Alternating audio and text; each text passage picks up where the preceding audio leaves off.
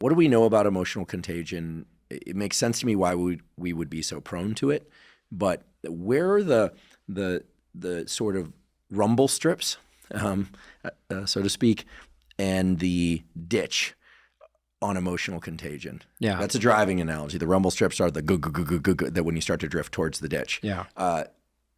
Obviously the ditch is losing control in the negative direction, maladaptive direction. But like, how can we start to identify the rumble strips in emotional contagion? Yeah. So emotional contagion is a very powerful phenomenon.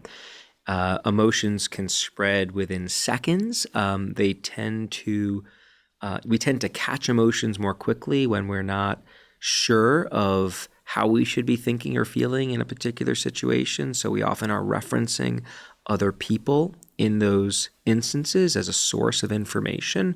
The people around us, of course, are a rich source of information. This is also why we compare ourselves to other people so frequently, right? We're trying to learn something about how to respond. And we know it can have these cascading effects, both in everyday life, in both the positive and the negative direction, but also, in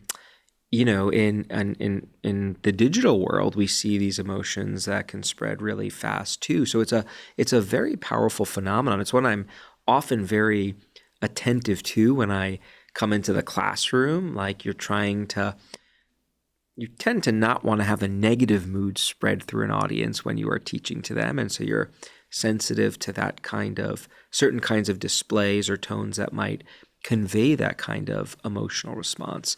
And I think it's something that we need to be increasingly aware of, especially when we're working in any kind of group context. Like when you're working in a team, it is really important to keep the team at the level of emotional tone that you feel if you're the leader or even just a member of this team that is committed to it.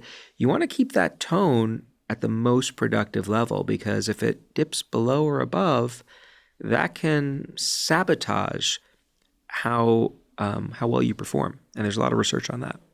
Both from directing my laboratory for a good number of years and from teaching and from certainly the podcast, which is a small team of 7 of us, I'm familiar with what you just described. And also from being a camp counselor. Mm-hmm. That's probably where I